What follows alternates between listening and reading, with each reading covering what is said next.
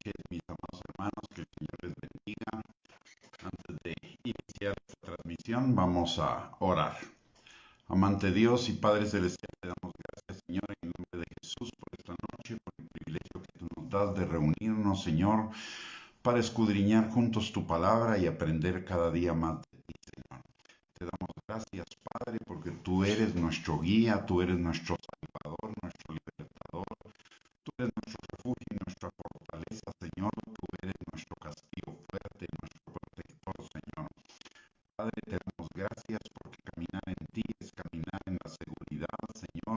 Caminar en la vida eterna, caminar hacia una vida plena y abundante en ti, Señor. Gracias por el gran amor con el cual tú nos has amado, Señor, y nos has dado esta salvación tan grande. Te damos a ti, Señor, toda la gloria, toda la honra y toda la alabanza, porque tú eres bueno y para siempre es tu misericordia, Señor, y tu gracia es derramada abundantemente sobre cada uno de nosotros todos los días, Padre. Señor, te bendecimos, te alabamos, te exaltamos, porque solamente tú eres Dios, no hay Dios fuera de ti. Tú eres verdad, Señor, y tú permaneces para siempre. Gracias, Señor, porque tú eres el mismo ayer, hoy, por los siglos de los siglos. Y tú nos amas con amor eterno, Señor. Somos la niña de tus ojos y tú nos guardas y nos proteges en medio de toda circunstancia y de toda situación. Y llevas nuestra vida como la luz de la aurora en aumento, Señor, hasta que el día sea perfecto, Padre. Gracias, Señor.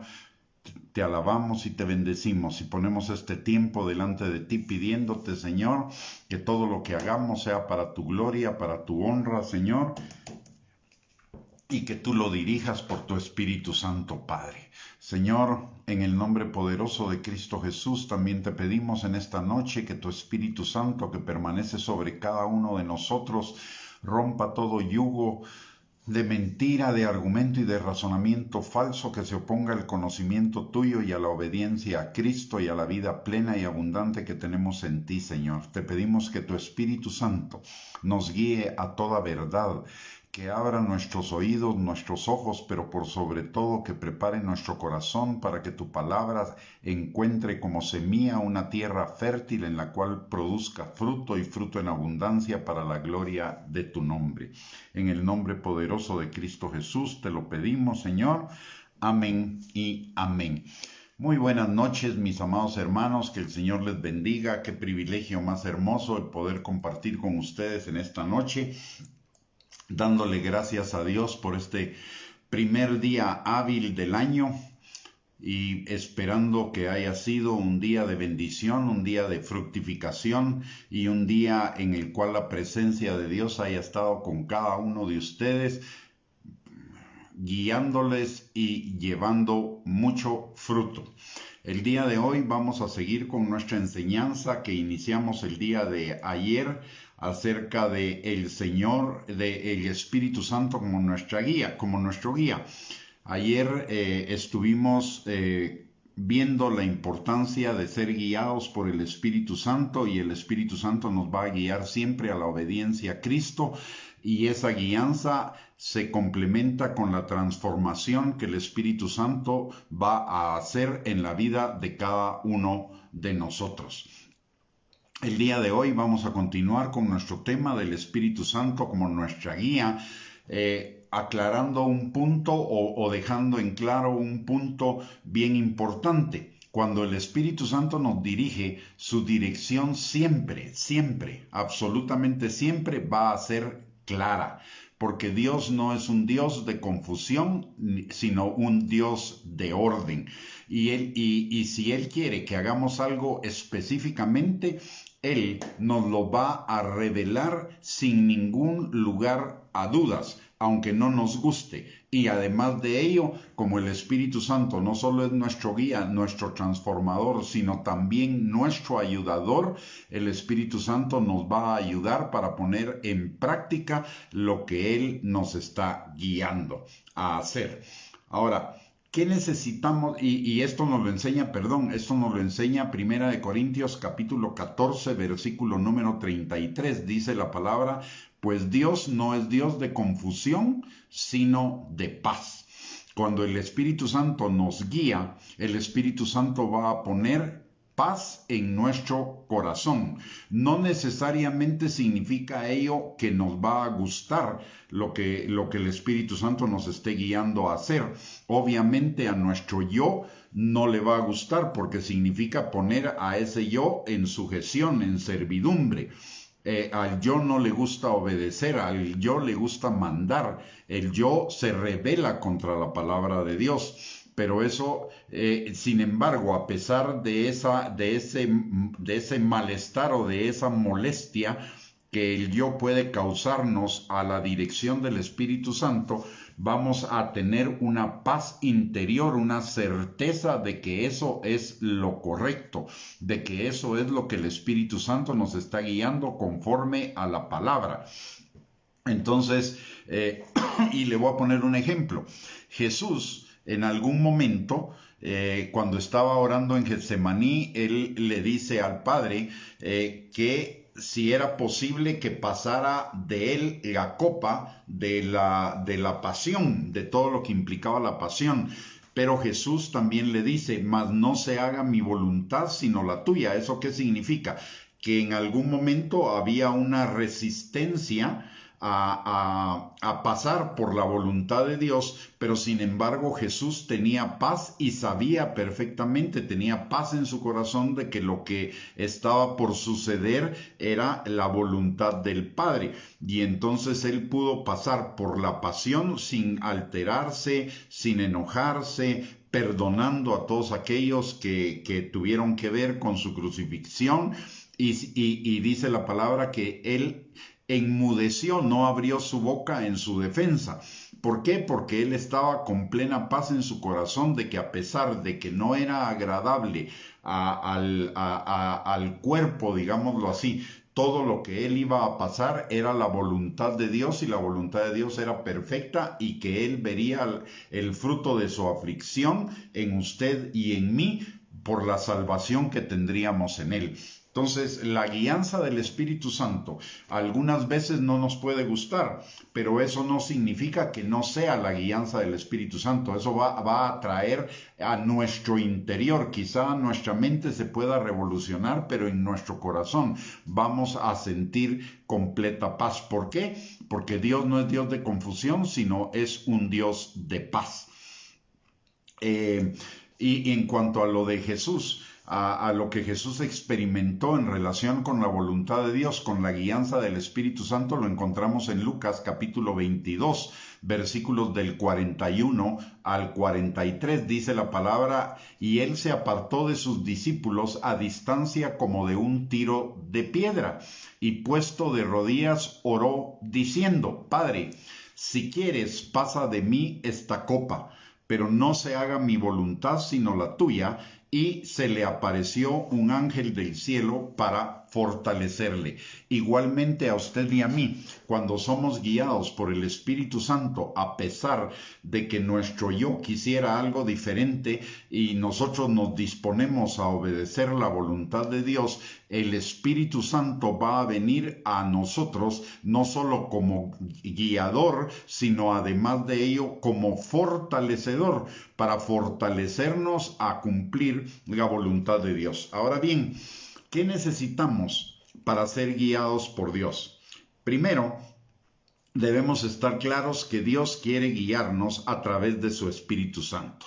Su objetivo es guiarnos en primer lugar para hacer su voluntad, que es buena, agradable y perfecta, aunque al principio no lo parezca. Recordemos lo que dice la palabra en el Evangelio de Mateo, que entremos por la puerta estrecha y caminemos por el camino angosto, porque estrecha es la puerta y angosto el camino que lleva a la vida eterna. Es un camino que al principio nos puede parecer incómodo, pero que al final da frutos hermosos, frutos de bendición, frutos de obediencia, frutos de protección. Sin embargo, también la palabra de Dios nos dice que la puerta que lleva a la muerte es una puerta angosta y un camino amplio, pero su fin es camino de muerte. Recordemos y tengamos siempre presente lo que dice Proverbios 16:25. Dice que hay caminos que al hombre le parecen derechos, esa puerta angosta o esa puerta ancha, ese camino amplio. Hay caminos que al hombre le parecen derechos en su propia opinión, pero su fin es camino de muerte. Ayer hablábamos de cómo diferenciar cuándo es el Espíritu Santo el que me está guiando y cuándo es la carne o el ego o el yo el que me está guiando. Cuando es el ego, el yo, generalmente me va a guiar para alcanzar la autogratificación, la autocomplacencia, la autoexaltación. En otras palabras, darle gusto a los deseos de la carne, al placer, a las cosas que nos producen satisfacción de las pasiones internas, o a las cosas que nos producen gratificación, que son codicia, materialismo, o a las cosas que producen vanagloria, es decir, orgullo, que es autoexaltación, orgullo, jactancia, arrogancia, soberbia, vanidad, etc. Entonces, el ego nos va a dirigir a la autocomplacencia, a la autogratificación y a la autoexaltación, en tanto que el Espíritu nos va a guiar a que Dios sea glorificado en nuestra vida a través de la obediencia a la palabra de Dios. No vamos a necesitar en ningún momento justificar ni torcer la Escritura para justificar lo que el Espíritu nos está guiando, porque el Espíritu nos va a guiar a través de la palabra y esa guianza va a ser clara, directa y sin ninguna confusión, y además le va a dar la gloria a Dios. Número 1. Número 2. También cuando el Espíritu Santo nos está guiando, nos va a guiar para darle cumplimiento a los planes que Dios tiene para nosotros, que son planes de bien y no de mal, para que tengamos un futuro y una esperanza de acuerdo a lo que nos dice Jeremías 29:11. De tal manera que nuestra vida vaya en aumento como la luz de la aurora, Proverbios 4:18, y que tengamos vida y vida en abundancia, Juan 10:10. Cuando se trata de la guianza del Espíritu Santo, no se trata de hacer lo que el mundo nos dirige a hacer, lo que el mundo dice que hagamos. Se trata de hacer la voluntad de Dios. Esa es una enorme diferencia para saber cuando nos está guiando el Espíritu Santo. El Espíritu Santo nunca nos va a guiar para complacer a la carne, para complacer al ego, para complacer al mundo, sino que nos va a guiar para una vida que sea agradable al Señor. Entonces, para ser guiado por el Espíritu Santo, en primer lugar, necesitamos renunciar a nuestras ideas, planes, proyectos de vida, etcétera, en favor de mejores ideas, planes y proyectos que son los de Dios. Tenemos que tener claro que Dios siempre nos va a guiar a lo mejor. El Espíritu Santo siempre nos va a guiar a lo mejor, aunque nosotros no lo veamos. Recordemos que la fe es la certeza y la convicción de lo que esperamos, de lo que no se ve. Muchas veces vamos a tener que dar un paso de fe para seguir la guianza del Espíritu Santo y no vamos a tener no vamos a tener el resultado enfrente, sino que vamos a creer en el resultado posterior. Y Abraham es un buen ejemplo de esto. El Señor, mire lo que le dice en Génesis capítulo 12. Dice: sal de tu tierra, sal de tu parentela, a la tierra que yo te mostraré. Ojo, no era cómodo en tres sentidos. Primero, salir de la parentela, o sea, dejar a los parientes. Nunca dejar a la familia es algo cómodo. Aparte le dice, sal de tu tierra. Él ya tenía, recordemos que Abraham cuando sale de Ur tenía 75 años. Eso quiere decir, había vivido 75 años en el lugar del cual Dios le estaba sacando, es decir, le estaba sacando de su zona de confort, y aparte de ello tampoco era cómodo en el sentido de que Dios le estaba diciendo te voy a llevar a otra tierra, pero no le dijo cuál. No le dijo qué iba a tener esa tierra, no se la describió. Lo que Dios estaba esperando de Abraham y en lo que estaba formando era al padre de la fe, a creer sin ver, a creer en Dios. Y la fe es creer en Dios, creer en lo que Dios dice en su palabra. No es creer por lo que vemos, sino creer por lo que sabemos en nuestro corazón, que es la verdad. La fe es creer en Dios, creer en su palabra. Y eso es lo que va a caracterizar el que seamos guiados por el Espíritu Santo. El Espíritu Santo siempre nos va a llevar a creer plenamente en Dios y a creer que sus planes son de bien y no de mal para cada uno de nosotros, aunque no lo veamos inmediatamente.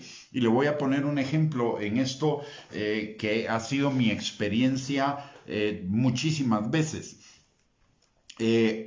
Hay momentos o tiempos en nuestra vida, o en mi vida han habido esos tiempos en el que el Señor me ha llevado a orar, interceder por la vida de una persona para rescatarlo de su vida de pecado, o de su vida como hijo pródigo del Señor, o circunstancias de ese tipo. Y lo primero que sucede cuando he orado por muchas personas en esa situación es que en lugar de que las cosas se pongan mejor para esa persona, se van a poner peor inicialmente. Pero he aprendido a que a pesar de ello, a pesar de lo que estoy viendo, sigo orando y sigo intercediendo por esa persona, y finalmente el Señor nos da la victoria. Y he llegado a entender algo. La palabra de Dios dice que Dios nos saca del hoyo de la desesperación. Entonces, a veces cuando estamos orando por una persona, lo que está sucediendo es que Dios lo está dirigiendo a ese hoyo de la desesperación, para que en esa desesperación entienda que su único y verdadero recurso para salir de ahí es el Señor, y entonces se vuelva de todo corazón a Él. Y el ejemplo del hijo pródigo es un buen ejemplo al respecto. El padre siempre estuvo pendiente, y estoy seguro que siempre estuvo orando por el hijo. Sin embargo, ¿qué sucedió con el hijo cuando se fue de la casa? En principio, el hijo perdió todo su dinero. Lo malgastó en fiestas y lo malgastó en prostitutas, etc. El padre siguió orando. Vino una gran hambre a esa tierra, y esa gran hambre era un motivo suficiente para que el hijo pródigo regresara a la casa del padre. Sin embargo, todavía no era el momento, y el padre siguió orando por ese hijo. ¿Y qué sucedió? Lo contrata a una persona del lugar donde se había ido el hijo pródigo, y lo lleva a cuidar cerdos, y su situación ahí, en lugar de mejorar, empeora.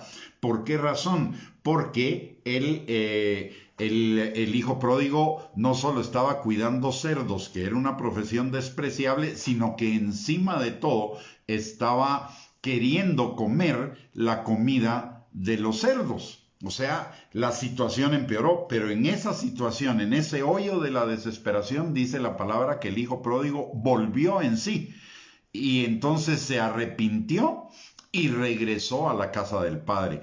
Entonces, la dirección del Espíritu Santo muchas veces no nos va a hacer cómoda en el momento, pero va a dar posteriormente el fruto de victoria y fruto apacible y la respuesta que nosotros estamos esperando de Dios en nuestra particular circunstancia. A veces las cosas no se van a ver bien, pero eso no significa que Dios no esté en control. Las cosas pueden no verse bien, pero Dios siempre está en control y siempre está llevando las cosas al cumplimiento de esos planes de bien y no de mal que Él tiene para cada uno de nosotros, no solo aquí en la tierra, sino también en la eternidad. Recordemos que el mayor propósito, el mejor plan, el más extraordinario plan de Dios para nuestras vidas es que tengamos vida eterna con Él. Y todo lo que sucede en la tierra nos va a ir llevando de paso a paso hacia esa eternidad que es lo más maravilloso que vamos a experimentar en nuestras vidas. Por eso la palabra de Dios dice que el que quiera ganar su vida terrenal va a perder su vida eterna, porque ganar la vida terrenal significa vivir como el mundo vive, al estilo del mundo. Pero vivir la vida eterna es vivir de acuerdo a lo que nos enseña la palabra de Dios. Y siempre la palabra de Dios es la buena voluntad de Dios, agradable y perfecta para cada uno de nosotros. Y veamos un ejemplo más en este sentido. Los mandamientos.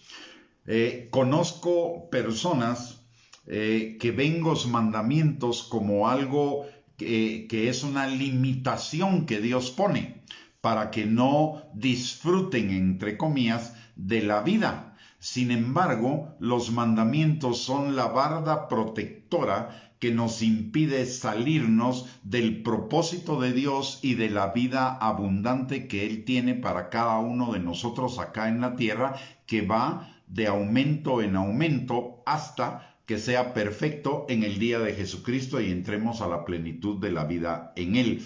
Entonces, no necesariamente todo esto que he estado comentando es para que podamos entender que no necesariamente la voluntad de Dios va a ser en el momento, el hacer la voluntad de Dios, el seguir la guianza del Espíritu Santo va a ser agradable a nuestro yo en ese momento, pero finalmente va a dar frutos apacibles de justicia y va a llevar nuestra vida a otro nivel, acercándonos cada vez más a la vida eterna. Y le voy a poner un par de casos. Hay algunos hermanos solteros en Cristo que eventualmente se enamoran de una persona que no es creyente, a pesar de que la Biblia dice que no nos unamos en yugo desigual. ¿Y qué sucede? ¿Qué sucede con esa persona? En principio, si sigue con esa relación y se va y se casa con esta persona y esta persona no se convierte a Cristo, van a comenzar los conflictos. De hecho, comienzan desde antes del matrimonio. Y el primer conflicto es uno quiere ir a la iglesia y el otro quiere ir a divertirse. El segundo conflicto es uno se quiere casar por la iglesia evangélica, el otro se quiere casar por la iglesia católica. Ahí comienzan los conflictos. Luego, cuando vienen los hijos, otro conflicto a la vista. ¿Los vamos a bautizar? ¿Cómo los vamos a bautizar? ¿Como bebés o vamos a esperar que crean en el Señor Jesucristo para que sean bautizados en agua, como dice la palabra?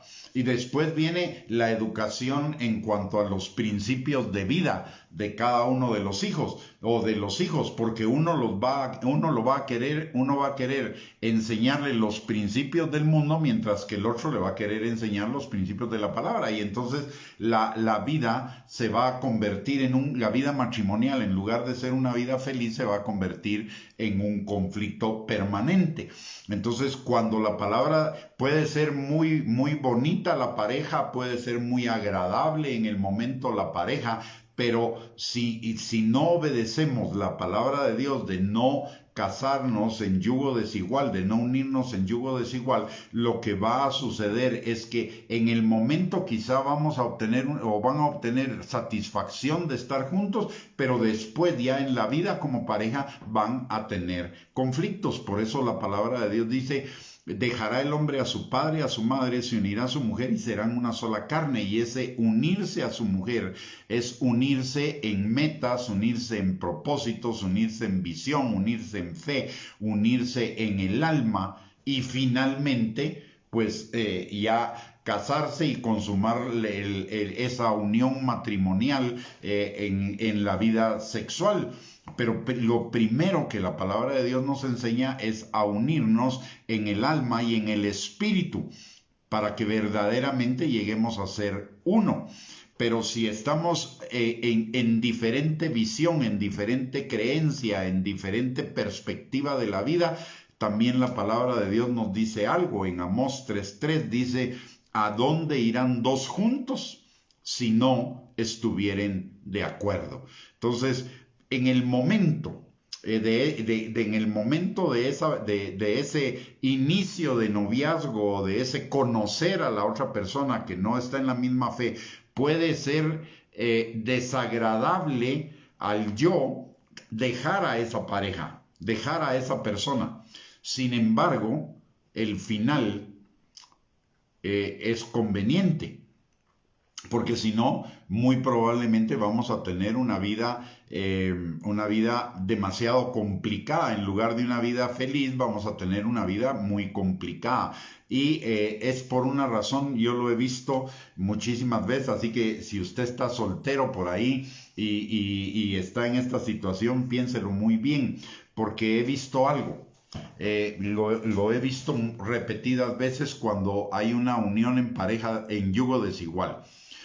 Y es que resulta que termina imponiéndose aquel que no tiene la fe en Cristo. ¿Por qué razón? Porque el creyente, por su nueva naturaleza, por el amor de Dios derramado en sus corazones por el Espíritu Santo, es mucho más empático y mucho más misericordioso y mucho más dado a ceder que el otro. El otro viene con los principios del mundo y un principio del mundo es: yo gano, tú pierdes.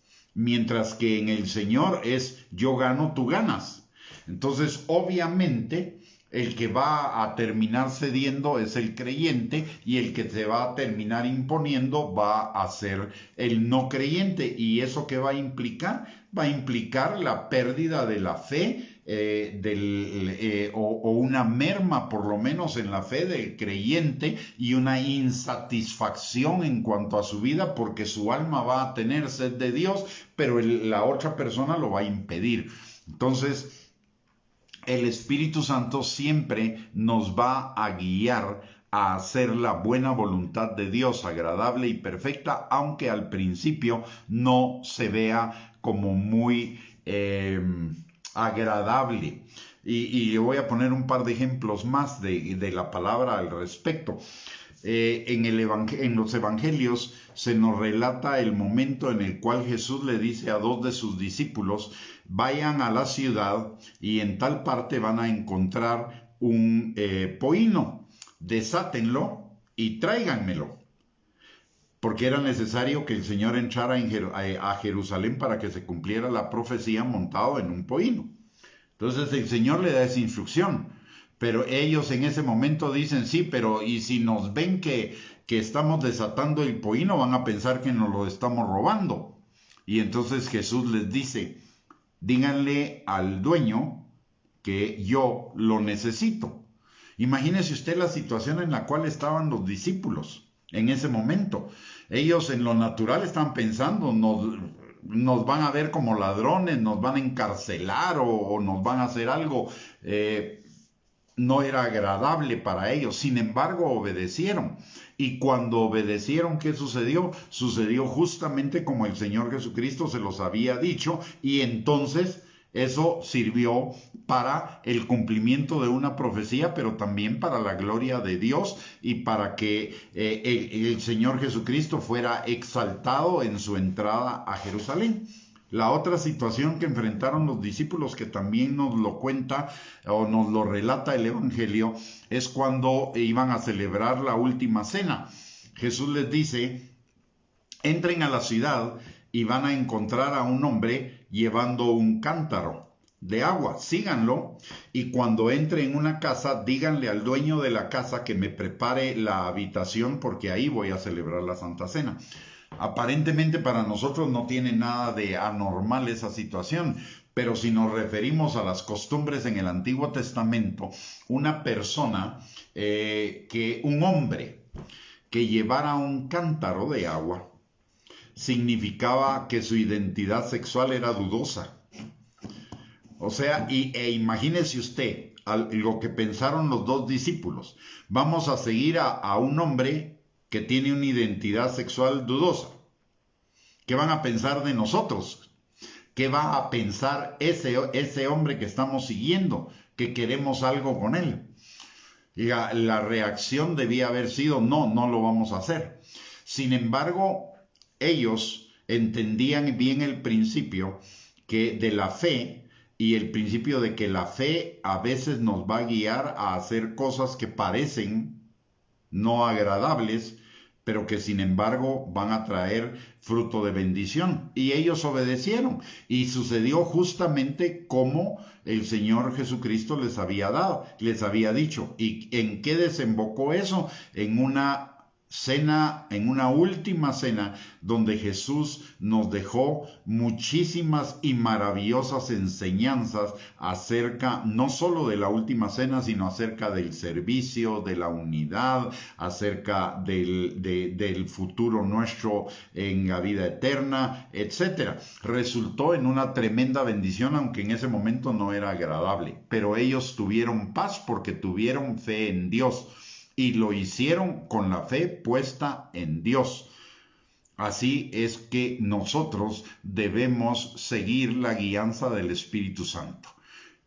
El Espíritu Santo nos va a guiar a la obediencia a la palabra, aunque no nos agrade, pero nosotros tenemos la certeza de que Dios a través de ello va a obrar para llevar nuestra vida en aumento como la luz de la aurora, hasta que sea perfecto nuestro día. Entonces, en primer lugar, como ya lo dijimos, para ser guiado por el Espíritu Santo, necesitamos renunciar a nuestras ideas, nuestros conceptos, nuestros planes, nuestros sentimientos, y confiar plenamente en que la voluntad de Dios, sea cual sea lo que nos está guiando el Espíritu Santo, es buena, agradable y perfecta para cada uno de nosotros.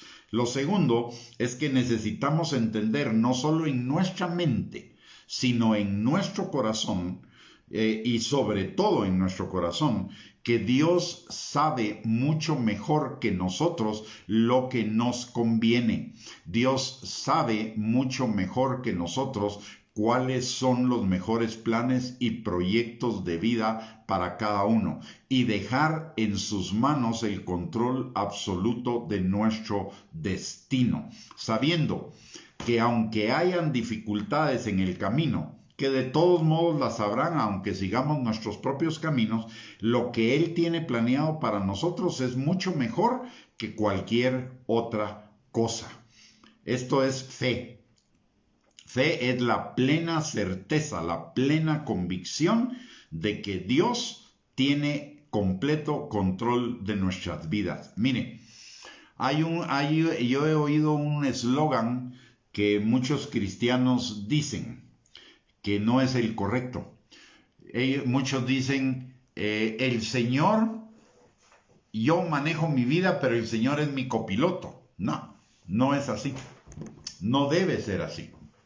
Si yo manejo mi vida, lo que estoy diciendo es: mi copiloto me ayuda a lo que yo planeo, pero mis planes no son los mejores. En realidad, quien debe ser el piloto, quien debe controlar absolutamente todas mis decisiones, toda mi vida, todo mi destino, es Dios. ¿Por qué? porque sus planes para mí son planes de bien y no de mal, para darme el mejor futuro y la mayor esperanza en mi vida. Entonces tengo que tener la plena certeza de lo que Dios me está dirigiendo a hacer por el Espíritu Santo son sus mejores planes. Esa certeza debe estar en nuestro corazón. Por supuesto que nuestra mente carnal, esa parte engañosa y perversa que todavía tenemos en nuestro corazón, aunque sea mínima, se va a oponer. Pero yo debo aprender a reconocer cuándo es la voz del Espíritu y cuándo es la voz de mi carne. Y ya le expliqué, la voz de la carne siempre va a buscar su autocomplacencia, su comodidad, su seguridad, su placer, la satisfacción de su lujuria, de su codicia, de su deseo de autoexaltación, mientras que la voluntad de Dios nos va a llevar a una vida que sea agradable al Señor. Una pregunta que siempre nos debemos hacer al enfrentarnos a una situación, y es una pregunta interesante, una pregunta muy, muy buena, y es, ¿qué haría Jesús en mi situación? Si Jesús estuviera en mi situación, ¿qué decisión tomaría él? Y si nosotros somos guiados por el Espíritu Santo, inmediatamente va a venir la respuesta. Y la respuesta va a venir en forma de una palabra escrita en la Biblia. El Espíritu Santo, recordemos que el Espíritu Santo, que la palabra de Dios dice del Espíritu Santo que Él nos recordará lo que Jesús ha dicho, y lo que Jesús ha dicho es su palabra. Por lo tanto, el Espíritu Santo nos va a hablar con la palabra. Nos va a recordar la palabra certera, y esto nos lleva a un segundo a un tercer punto en cuanto a cómo ser guiado por el Espíritu Santo. Para ser guiado por el Espíritu Santo, lo primero que necesito, o una de las cosas que necesito, además de la disposición para dejarme guiar por Él, es conocer la palabra de Dios y conocerla lo más ampliamente que pueda. Comienzo de cero, obviamente cuando soy salvo, conozco casi nada de la palabra de Dios, pero la misma palabra me instruye a tener en ella mi delicia y a meditar en ella de día y de noche para que sea prosperado en todas las cosas. En la medida en la que más escudriñe la palabra, en la medida que más la busque, en la medida en la que más delicia tenga en ella, en esa misma medida voy a escuchar mucho más claramente la dirección del Espíritu Santo. Recordemos lo que dice Segunda de Timoteo, capítulo 3, versículo 16. Toda la escritura, toda, ojo, toda, no solo el Nuevo Testamento, no solo las epístolas, no solo los evangelios, toda la escritura, desde Génesis hasta Apocalipsis, es útil para enseñarnos, para guiarnos, para instruirnos y para redarguirnos, a fin de que cada uno de nosotros estemos preparados para toda buena obra. Esto debería ser un aliciente suficiente para impulsarnos a meternos lo más que podamos en la palabra de Dios, en conocer la palabra de Dios, en escudriñarla, en meditar en ella todo el tiempo que podamos, porque en la medida en la que lo hagamos, en esa misma medida, la dirección del Espíritu Santo va a ser muchísimo más clara para cada uno de nosotros, y por lo tanto vamos a cometer muchísimo menos errores y vamos a tener muchísimo menos problemas y vamos a tener una vida más abundante en Cristo Jesús. Entonces necesitamos buscar la palabra, y no solo buscarla, y mire, a veces le voy a dar mi perspectiva. Hay algunas cosas que yo no recomiendo, porque en mi propia experiencia no son tan útiles. Una de las cosas que no recomiendo es esos planes, quizá Al principio pueden ser válidos, pero ya cuando uno lleva su tiempo en el Señor, ya no. Pero esos planes de lectura de la Biblia en un año, le voy a explicar por qué no estoy tan de acuerdo con ello. No es porque sean malos, pero eso requiere de una disciplina especial y requiere de un conocimiento previo de la palabra. ¿Por qué? En primer lugar, porque generalmente en estos planes lo que hacen es ponerle a leer una parte del Antiguo Testamento, una parte de Salmos, una parte de Proverbios y una parte del Nuevo Testamento. Entonces, uno se queda como a medias en cada una de las lecturas, y al día siguiente y quizá ya no se acuerda de dónde quedó la lectura del trozo anterior del Antiguo Testamento, del Salmo, del Proverbio o del Nuevo Testamento. Entonces desconectamos a una escritura de otra. Ese es uno de los primeros problemas. El segundo problema que yo veo es que muchas veces lo que sucede es que leemos, pero leemos como que si fuera tarea. Y entonces terminamos de leer, cerramos la Biblia y hasta el día siguiente.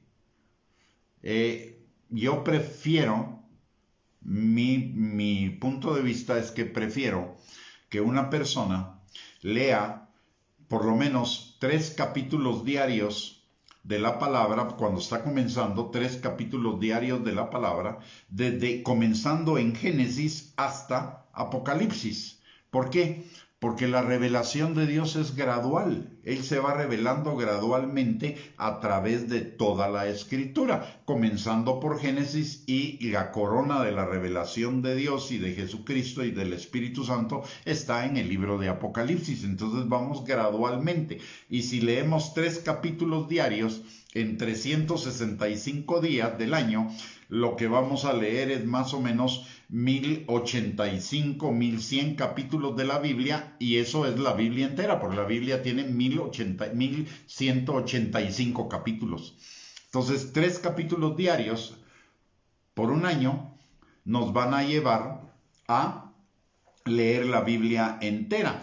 Aparte de que nos va a dar una secuencia gradual del entendimiento de la palabra de Dios. Así que mi recomendación es 3 capítulos diarios, por lo menos.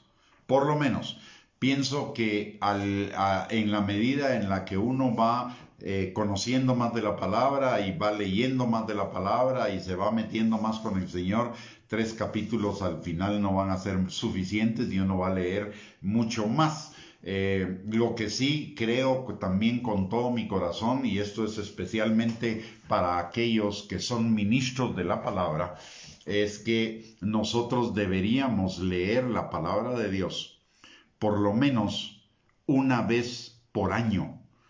Si tengo 40 años de haberme convertido, debería haber leído la palabra de Dios por lo menos 40 veces, completa, de Génesis a Apocalipsis.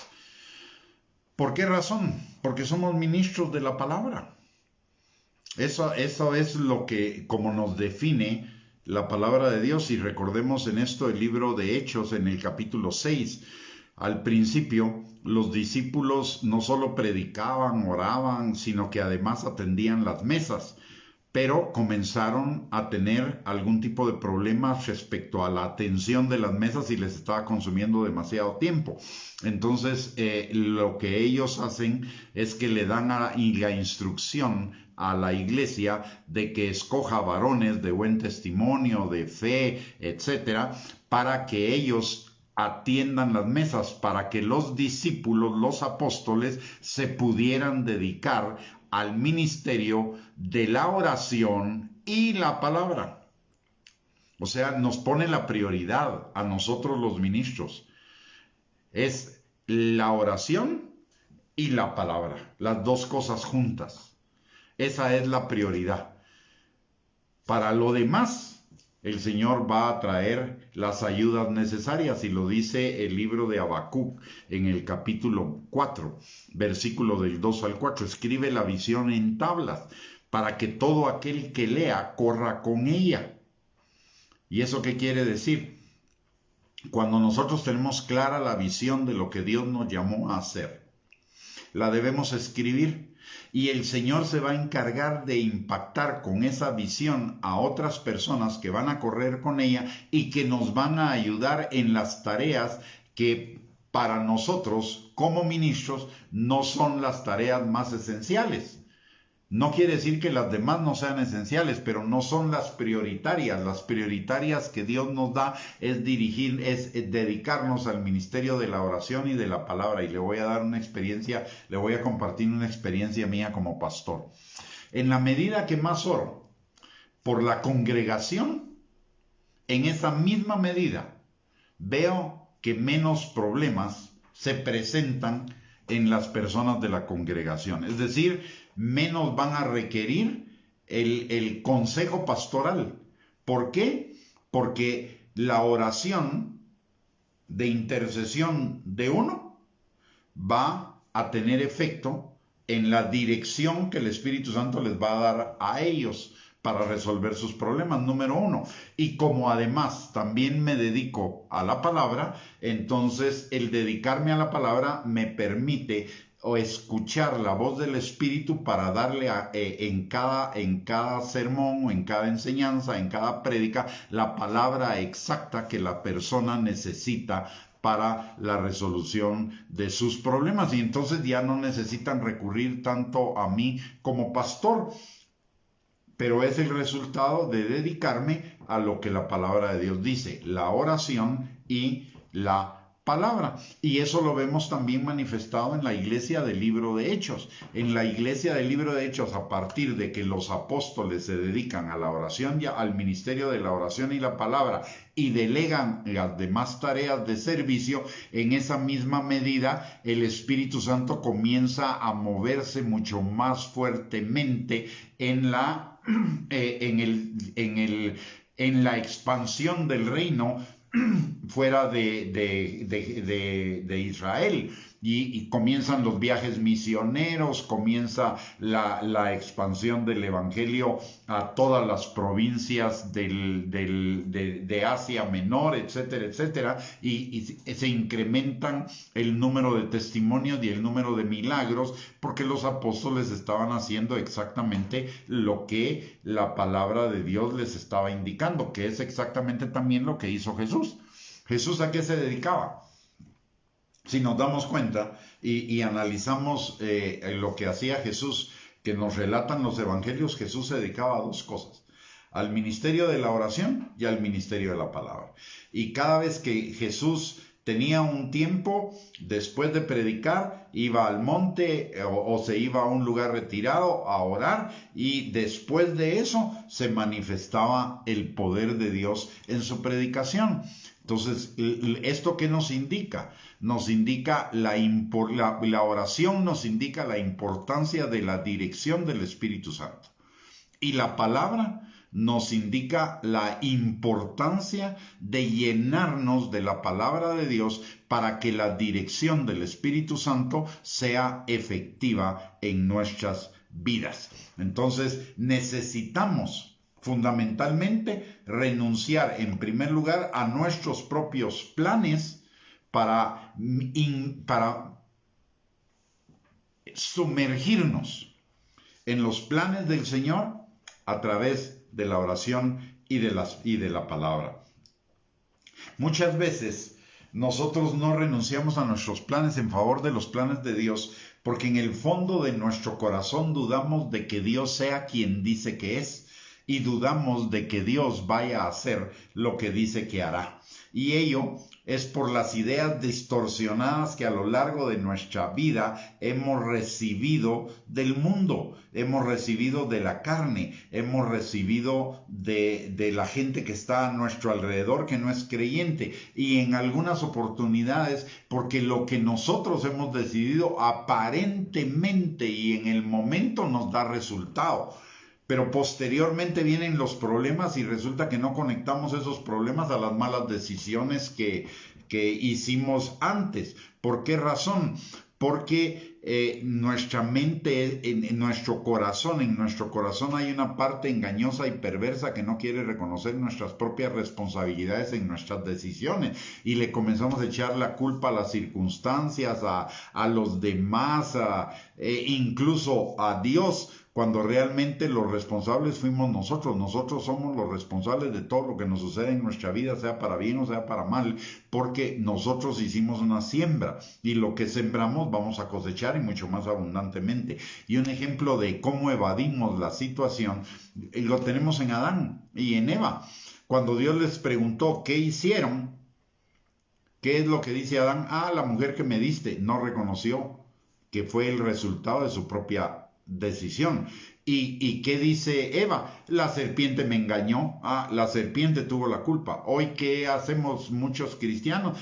Sí, la mujer que me diste, o la pareja que me diste, o el jefe que tengo, o la pandemia, o cualquier otra. El más importante, la justificación, la excusa más importante. El diablo me hizo. Mire, el diablo no le puede hacer nada si usted no se deja. Y eso nos lo enseña la palabra de Dios. Ya dejemos de estarle dando gloria al diablo por todo lo mal que nos pasa. El diablo ha de estar sentadito, riéndose de cada uno de nosotros cuando damos esa excusa tonta de que el diablo me hizo, como que si el diablo fuera tan poderoso de poder controlar mi vida. No, el diablo no es el culpable soy yo por las decisiones que tomé. Que el diablo me las sugirió, eso es cierto, pero ese es el trabajo del diablo. El diablo hace su trabajo. Pero el diablo no es culpable de que yo haya aceptado esa sugerencia de él, porque la Biblia claramente dice en Santiago capítulo 1, versículos del 12 en adelante, que cuando uno es tentado de su propia concupiscencia. Y una vez que es tentado, es atraído, seducido, concibe y da a luz el pecado, y el pecado trae como consecuencia la muerte. ¿En dónde aparece el diablo ahí? ¿Quién fue el que hizo todo? Nosotros. Porque nosotros fuimos atraídos, seducidos, lo concebimos y lo ejecutamos. Yo me recuerdo, y le voy a contar un testimonio de un hermano que ahora es pastor. Pero hubo un tiempo, después de convertido, él él tenía el pecado del alcoholismo. Y entonces, cuando él se convirtió, a mí me tocó discipularlo. Y entonces un día se tomó los tragos y se puso ebrio e hizo algunas cosas que no debía haber hecho.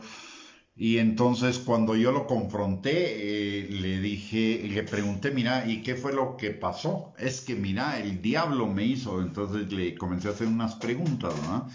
Le dije, perdóname, ¿el diablo te empujó a la cantina? No, ajá. ¿El diablo te pagó la botella? No, ajá. ¿El diablo te abrió la boca y te metió el trago? No. ¿El diablo te sirvió el segundo y el tercer trago? No. Ajá. Entonces, ¿por qué decís que el diablo lo hizo? El que lo hizo fuiste vos. El responsable fuiste vos. Y en tanto no asumas la responsabilidad y no entendas que es tu responsabilidad decidir pecar o no pecar, no vas a salir de ahí. Porque siempre andas buscando justificaciones, que tu mujer, que la economía, que el trabajo, que esto, sin asumir la responsabilidad en tus propios problemas. Mire, quitémosle al diablo lo que Dios ya le quitó. Dejemos de devolverle al diablo lo que Dios ya le quitó. ¿Qué dice la palabra de Dios en cuanto al diablo? La palabra de Dios dice que Jesús tomó el acta de los decretos que nos era contraria y la clavó en la cruz del Calvario, despojando a los principados y potestades y exhibiéndolos públicamente, triunfando sobre ellos en la cruz. ¿Qué significa eso? El diablo es un pobre diablo. El diablo no tiene poder. Lo único que tiene el diablo es el poder de la mentira para engañarnos a cada uno de nosotros. Pero ese es su trabajo. El trabajo mío y suyo es no dejarnos engañar por el diablo. Y para eso tenemos el Espíritu Santo, que es el Espíritu de verdad, que es el que nos va a guiar a toda verdad y que nos va a recordar la palabra para que no caigamos en las trampas y en las maquinaciones y en las mentiras del diablo, y que nos desviemos del propósito de Dios para nuestras vidas. Esa es la importancia realmente de ser guiados por el Espíritu Santo. El Espíritu Santo siempre nos va a guiar a la obediencia, a la santidad, a una vida que le agrada a Dios, a tomar decisiones conforme a la palabra de Dios, a guiar nuestras vidas, a recordarnos la palabra de Dios en los momentos claves de nuestra vida, en los momentos en los que tengamos que tomar decisiones. Dejemos de darle gloria a Dios. Cada vez que decimos es que el diablo hizo, es que el diablo me hizo, lo que estamos haciendo es glorificar al diablo en lugar de glorificar al Señor. Y estamos dando gloria a un diablo que ya fue despojado de su poder, ya fue exhibido, ya le fue quitada. Nosotros ya somos libres del pecado, de la muerte, de la influencia del diablo, pero para ello necesitamos sujetarnos a la dirección del Espíritu Santo y de la palabra. Ahí está nuestra victoria. Por eso la palabra de Dios dice que le hemos vencido por la sangre del Cordero y por la palabra de nuestro testimonio. ¿Y cuál es la palabra de nuestro testimonio? La palabra de Dios morando en cada uno de nosotros, morando en abundancia en cada uno de nosotros. Así que para poder ser guiados por el Espíritu Santo necesitamos meternos cada día más en la palabra de Dios. La palabra de Dios es nuestra antorcha, dice la palabra, dice el Salmo 119. Por ejemplo, en el versículo 59, consideré mis caminos y volví mis pies a tus testimonios. Primera.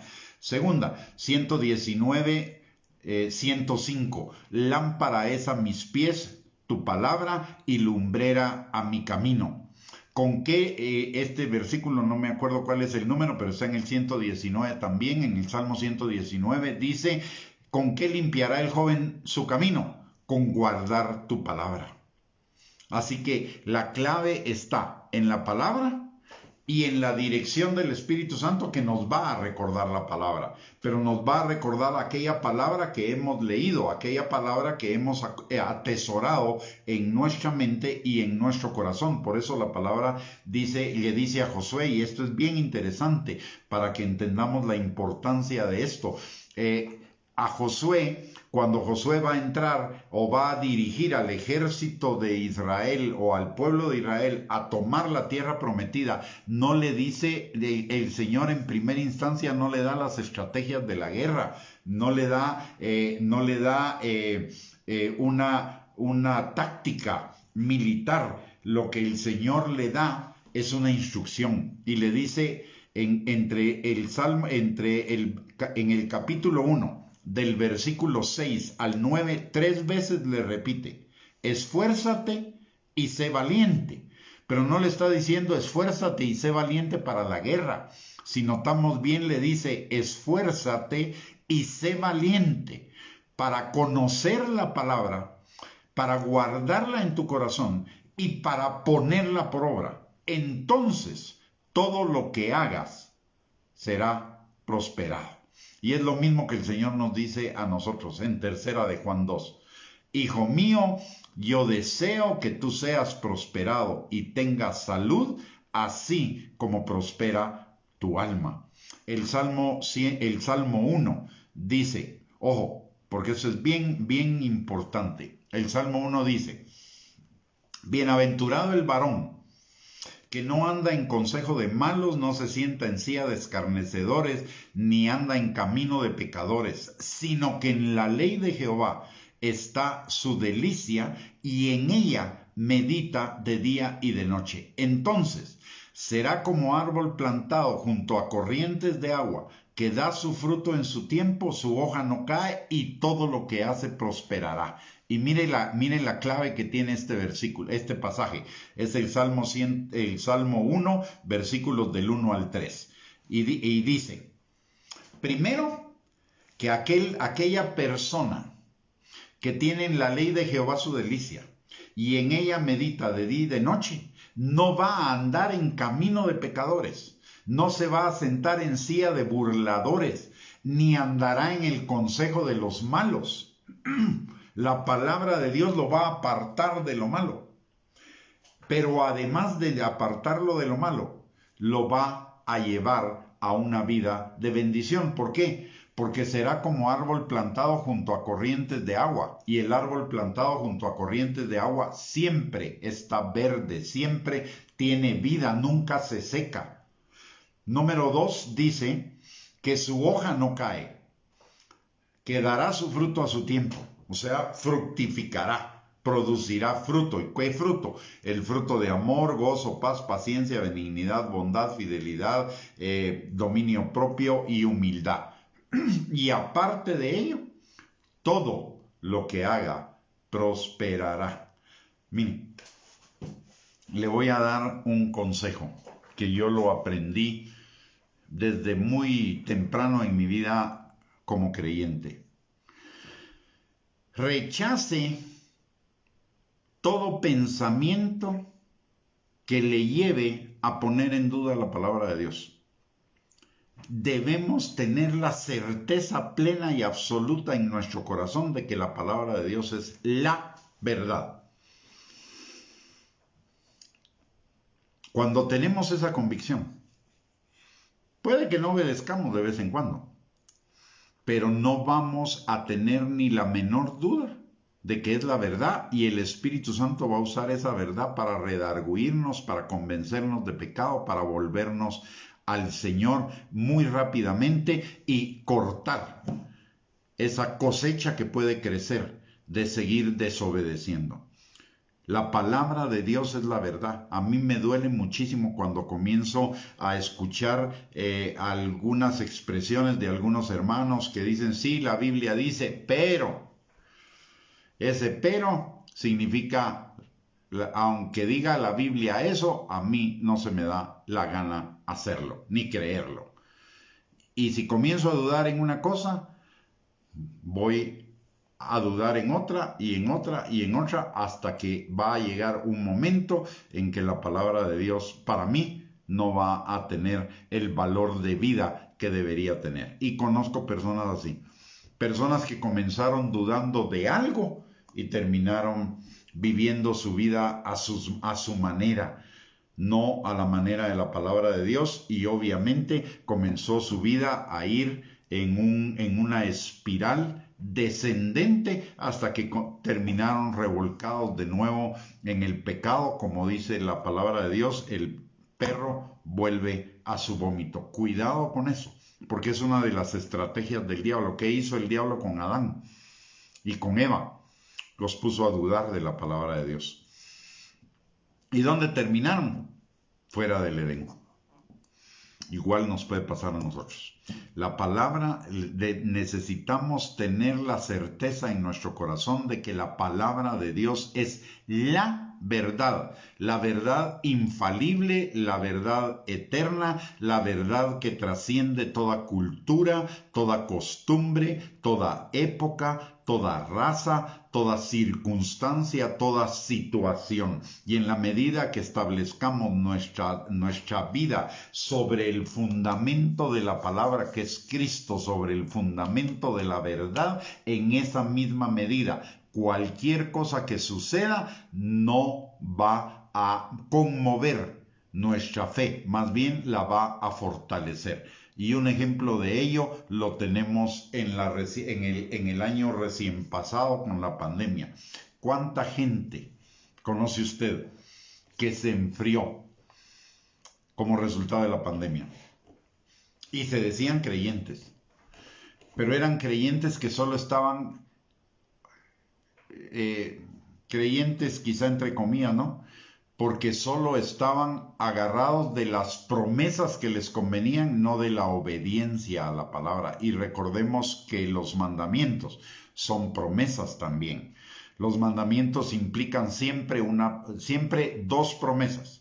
Si lo cumples, tendrás vida. Si no lo cumples, tendrás corrupción. Porque el que siembra para la carne, de la carne cosechará corrupción, mas el que siembra para el espíritu, del espíritu cosechará vida eterna. Y usted ve a las personas que salieron fortalecidas de toda esta pandemia y de todo lo que sucedió, y fueron personas que no dudaron de la palabra completa de Dios, no solo para las promesas, sino también para la obediencia. Y déjeme decirle algo que creo con todo mi corazón. Y no es profecía. De una vez advierto que no es profecía, pero es algo que tengo en mi corazón. Este año no va a ser mejor.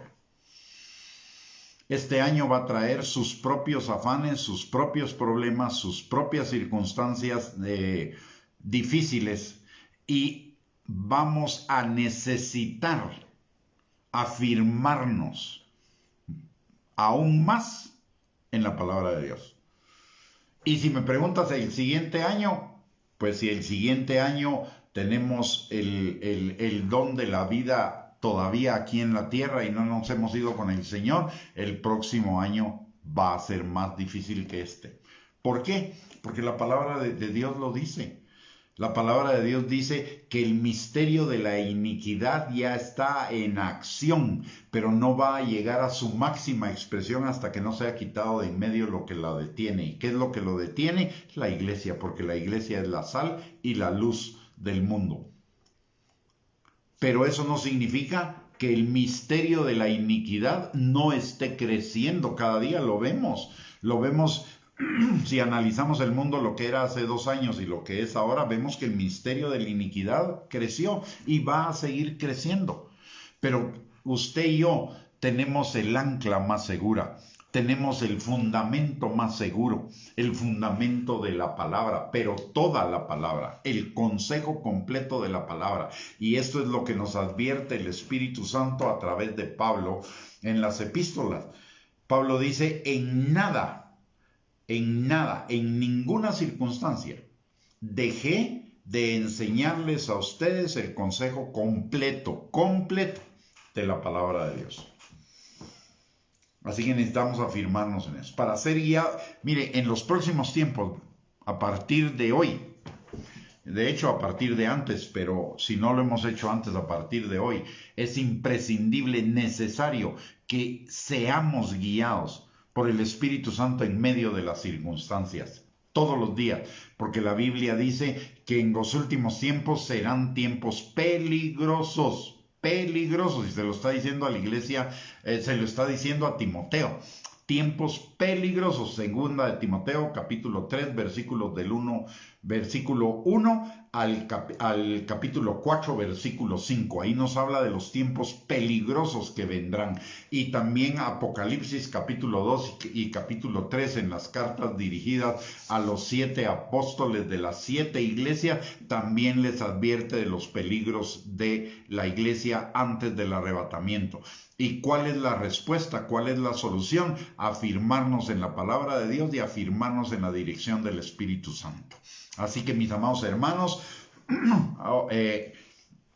ya se nos fue el tiempo. Hubiera querido avanzar un poquito más, pero el Señor sabe. Y recapitulemos antes de terminar la enseñanza. Necesitamos ser guiados por el Espíritu Santo, y para ser guiados por el Espíritu Santo necesitamos 2 cosas. 1, negarnos a nosotros mismos, la autocomplacencia, la autogratificación y la autoexaltación, número 1. Y número 2, meternos de lleno y cada día más en la palabra de Dios, a meditar en ella de día y de noche. Mientras más tengamos nuestra mente, nuestro corazón ocupado en la meditación de la palabra de Dios, más efectiva, más segura, más directa va a ser la dirección del Espíritu Santo, que nos va a hacer pasar a través de estos tiempos malos que estamos viviendo en paz, en gozo, en tranquilidad, en seguridad, en confianza,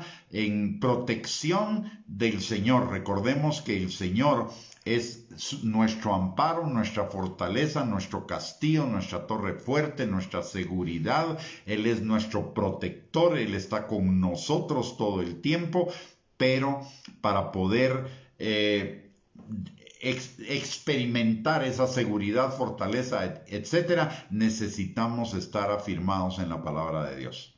Así que mis amados hermanos, les exhorto, les animo a que a partir del día de hoy, si no lo hemos hecho antes, nos sumerjamos más en la palabra de Dios y estemos mucho más atentos a la dirección del Espíritu Santo conforme a la palabra para las decisiones que necesitamos tomar cada día. Desde la más simple, como hablábamos anoche, hasta la más complicada. El Espíritu Santo no hace acepción de situaciones. El Espíritu Santo está para guiarnos todo el tiempo, en toda circunstancia, ya veamos pequeña, mediana o grande. El Espíritu Santo está ahí a nuestra disposición, y no solo a nuestra disposición, anhelante de que recurramos a Él para que nos guíe a toda verdad y para que nos guíe a través de las cosas que habrán de venir. Muy bien, mis amados, vamos a terminar, estamos terminando la enseñanza, todavía no la transmisión. De mí un momentito más, quisiera orar por ustedes y por todas sus familias, e igual que ustedes oren por la mía y por la de los demás. Pero antes le quiero hacer varios recordatorios. Número 1, todos los días a las 8 de la noche, por lo general, estamos haciendo una transmisión de este tipo, y mañana haremos la tercera parte de cómo ser guiados por el Espíritu Santo. La segunda es que si esta enseñanza ha sido de bendición para su vida, usted la pueda compartir con sus contactos para que también ellos sean de bendición, para ellos sea de bendición. En tercer lugar, tenemos a su disposición un canal de YouTube con más de 200 enseñanzas de este tipo que tienen su bosquejo incluido, la mayoría de ellas, para que usted pueda seguir escudriñando la palabra de Dios y preparándonos para la pronta venida de Cristo, vistiéndonos para ser esa novia gloriosa, limpia, santa y sin mancha que Él viene a traer. El acceso al canal y a las enseñanzas es sin costo, y solo le voy a pedir un favor, que si usted se conecta, ingresa y pone algún video, ponga también ahí y le va a aparecer la palabra suscribirse. No tiene ningún costo la suscripción. Por favor, suscríbase, y eso nos bendice para tener privilegios en YouTube para mejorar nuestro alcance. Y el último recordatorio es que si usted necesita salir de su casa, use las medidas de protección, la mascarilla, lávese las manos con jabón y use el distanciamiento social cuando no esté con personas de su grupo familiar, con las personas con las cuales usted vive. De esa manera se protege usted, protege a su familia y nos protegemos todos. Vamos a orar para despedir la transmisión, y le rogaría que me acompañe. Padre bendito, te damos gracias, Señor, en el nombre de Jesús, por las maravillas de tu palabra, Señor, porque tu palabra es verdad, Señor, porque tu palabra es un ancla segura, una antorcha que alumbra nuestro camino en todo momento. Y también te damos gracias, Señor, por tu Espíritu Santo que vive en cada uno de nosotros, que nos enseña tu palabra, nos recuerda tu palabra y nos guía conforme a tu palabra, para que podamos caminar cada día, Señor, en una vida que va como la luz de la aurora en aumento, hasta ser plenamente perfeccionados en el día de Jesucristo, para poder disfrutar, Señor, de esa maravillosa vida que tú tienes para cada uno de nosotros en la eternidad, Señor. Una vida de bendición, de victoria, una vida plena, Señor, total y completamente, pero que también nos permites comenzar a disfrutarla acá en la tierra, Señor, en la medida en la que en la que recurrimos a tu Espíritu Santo para la transformación de nuestro ser interior y para la guianza, Señor, en cada circunstancia de nuestra vida.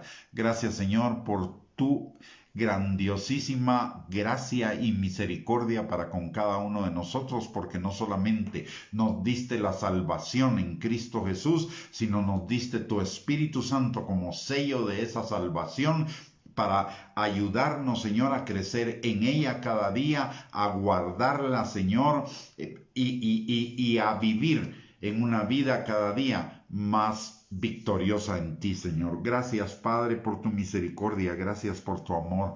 Gracias, Señor, por esa gracia inmerecida que todos los días nos da, Señor, y por ese regalo de tu Espíritu Santo que vive y permanece en nosotros y con nosotros y sobre nosotros, Señor, para llevarnos a esa vida eterna maravillosa que tú tienes, Padre. Señor, en el nombre de Jesús, venimos también en esta noche aprovechando el regalo que tenemos de entrar al trono de tu gracia como hijos, Señor, para encontrar misericordia y gracia para el oportuno socorro. Y en esta hora, Señor, venimos levantándonos cada uno de nosotros delante de ti, a nuestras familias, Señor, pidiéndote, Padre, que tu mano poderosa esté sobre cada uno, Señor, sanando al que está enfermo, restaurando al que está quebrantado, liberando, Señor, a todos los que estemos presos de mentiras, argumentos y razonamientos falsos que se oponen al conocimiento tuyo, a la obediencia a Cristo y a esa vida abundante y plena, Señor, derivada de la obediencia a tu palabra. Señor, te pedimos que tú suplas toda necesidad conforme a tus riquezas en gloria en Cristo Jesús. Que tú derrames, Señor, ese manto de alegría sobre todos aquellos de los nuestros, Señor, que están en aflicción, en temor, en ansiedad, depresión, frustración, desánimo o cualquier emoción negativa, Señor, y que derrames tu óleo de gozo en sus corazones, restaurándolos, Señor, de tal manera que cambie su lamento en danza, su tristeza en alegría, sus lágrimas en risa, su duelo en fiesta, Señor. Y Padre, también levantamos delante de ti a cada uno de los nuestros que todavía, Señor, no te conocen o que no están cerca de ti, Señor. Padre, te pedimos que tú los atraigas con lazos de amor, Señor, que ellos vengan a la plenitud tuya, Padre, y que juntamente con nosotros partan en el arrebatamiento, Padre. Te lo pedimos, Señor, en el nombre poderoso de Cristo Jesús, y te pedimos también, Señor, por cada uno de nosotros, que nos des cada día más hambre y sed de ti, que así como el siervo clama sediento en el desierto por las aguas, Señor, así cada uno de nosotros, Señor, tenga sed y hambre de ti, una sed y hambre constante de ti, de tu palabra, de la comunión contigo por tu Espíritu Santo, Señor, que anhelemos, Señor, al Espíritu Santo como el Espíritu Santo que tú has hecho morar en nosotros nos anhela, Señor.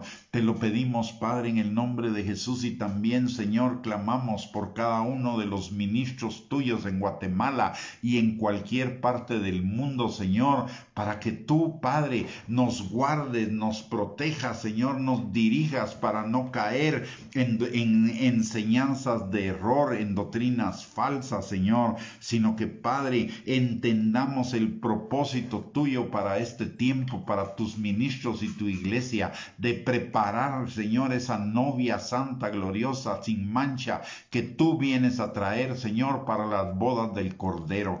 Te lo pedimos, mi Dios Todopoderoso, en el nombre de Jesús. Y también, Señor, en esta noche te pedimos que tú nos des un descanso reparador, Señor, que no solamente nuestro cuerpo descanse, sino que también, Señor, mientras dormimos, tu Espíritu Santo ministre nuestras almas y nuestro espíritu, sembrando esas semillas de eternidad, fructificándolas en nuestro corazón, de manera que se conviertan en remas, Señor, que se conviertan en un estilo de vida en cada uno de nosotros.